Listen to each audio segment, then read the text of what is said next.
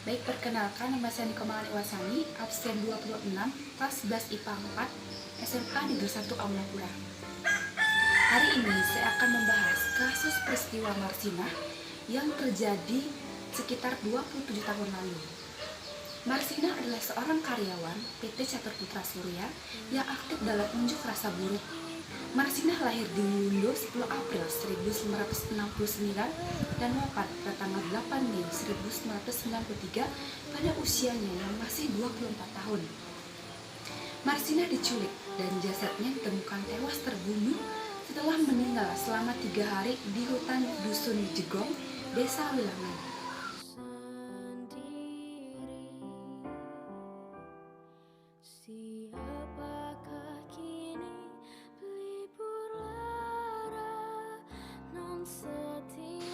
Awal tahun 1993, Gubernur KDH TKI Jawa Timur mengeluarkan surat edaran yang berisi himbauan kepada para pengusaha agar menaikkan gaji karyawannya.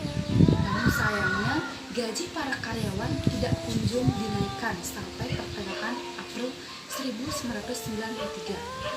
Akhirnya karyawan PT CPS memutuskan untuk melakukan unjuk rasa pada tanggal 3 dan 4 Mei 1993 untuk menuntut kenaikan upah mereka dari 1.700 menjadi 2.250. Aksi yang mereka gelar membuat para petinggi perusahaan panas. Memang hasil dari aksi demo mereka membuahkan hasil, namun menyebabkan Marsinah dan teman-teman yang memimpin demo dipanggil ke Kodim untuk dimintai keterangannya.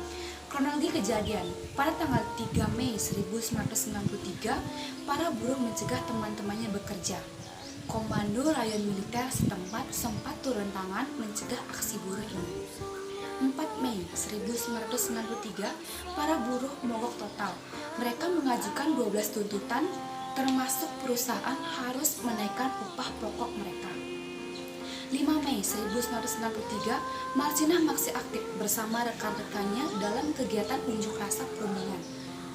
Marsinah merupakan seorang dari 15 perwakilan karyawan yang melakukan perundingan dengan perusahaan. Pada pukul 10 malam, tanggal 5 Mei 1993, Marsinah tidak diketahui keberadaannya sampai akhirnya pada tanggal 8 Mei 1993, Marsinah ditemukan telah menjadi mayat di Desa Wilangan. Nah, begitulah kronologi singkat kasus pembunuhan Marsinah. Hanya demi mendapat sebuah keadilan, ia harus kehilangan nyawanya sendiri. Menurut saya, kasus pembunuhan terhadap Marsinah merupakan kasus pelanggaran hak asasi manusia berat. Pelanggaran hak asasi manusia berat sendiri menurut undang-undang terbagi atas dua, yaitu kelompok besar, yakni genosida, dan kejahatan terhadap kemanusiaan. Kasus ini masuk ke dalam kategori kedua, yang mencakup kegiatan dalam bentuk pembunuhan. Pelajaran yang bisa kita ambil dari peristiwa Marsinah yaitu para buruh sangatlah berhak untuk memperjuangkan hak-haknya, karena mereka hidup melalui pekerjaan tersebut dan mereka juga berhak mendapatkan perlakuan yang baik dari semua pihak, termasuk para petinggi atau majikannya.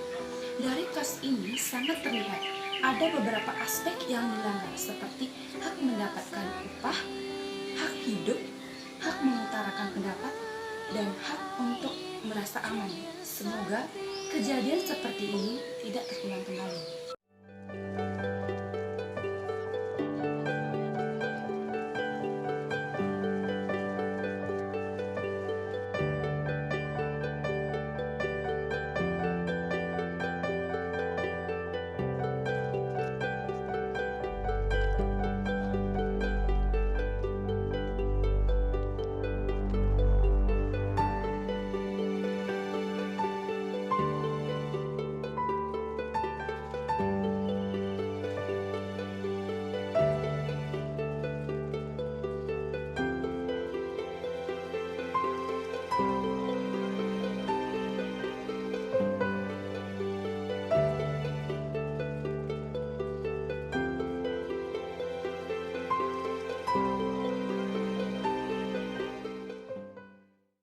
Sejarah peristiwa bom Bali pertama tahun 2002.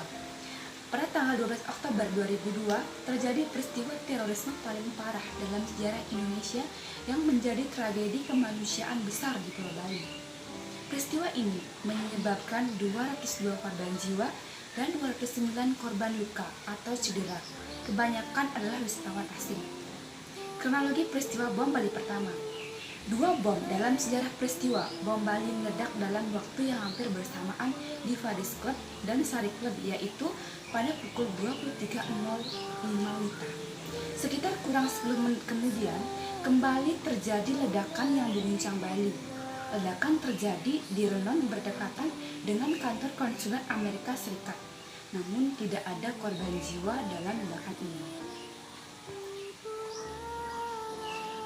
Pada tanggal 20 Oktober 2002, tim investigasi gabungan Polri dan Kepolisian Luar Negeri yang dibentuk untuk penanganan kasus memaparkan kesimpulan bahwa bom jihadis berjenis TNT dengan berat 1 kg dan bom yang meledak di depan Sari Club adalah jenis RDX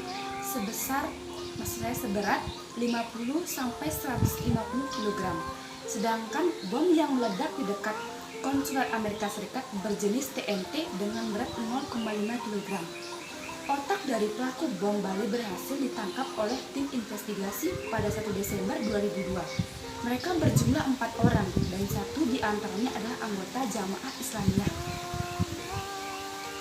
Rekonstruksi dalam sejarah peristiwa bom Bali dilakukan pada 8 Februari 2003 dan sidang terhadap para tersangka mulai dilakukan setelahnya.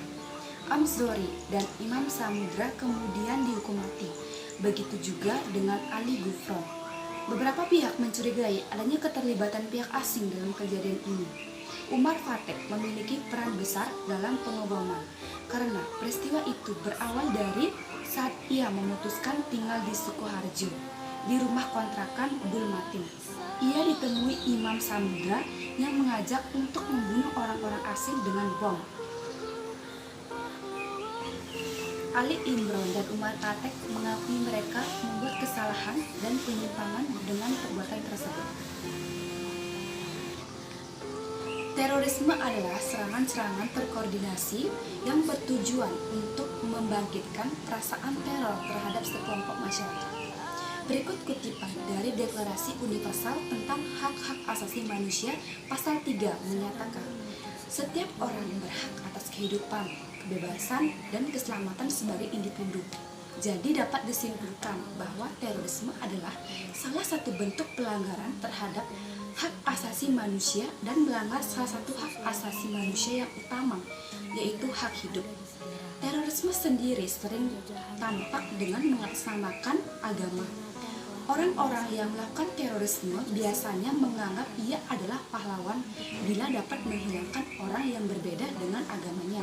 Contoh dari terorisme yang mengatasnamakan agama adalah bom Bali pertama yang terjadi pada 12 Oktober tahun 2002. Menurut Ali Imron, pelaku bom Bali pertama tahun 2002, latar utama pemboman di Bali tergabung dalam Darul Islam, penerus dari Negara Islam Indonesia atau NMI.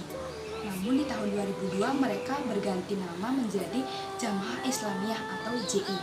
Biasanya otak aksi teror di Indonesia memiliki 2 niatan. Yang pertama ialah terorisme ingin menegakkan agama Islam seutuhnya di Indonesia. Kedua, ingin merealisasikan jihad. Nah, pendapat saya tentang kejadian terorisme yang terjadi, yaitu dalam bahasan ini adalah tragedi bom Bali pertama, prihatin atas kejadian yang mengenaskan. Tindakan siapa saja yang melakukan terorisme merupakan tindakan yang kejam dan tidak dibenarkan dalam agama apapun.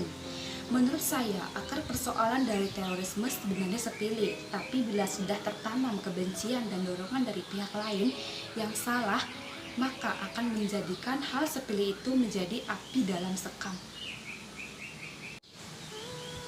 Nah, itulah kronologi singkat tentang kasus pembunuhan Masinah dan pengeboman Bali pertama. Sekian, terima kasih.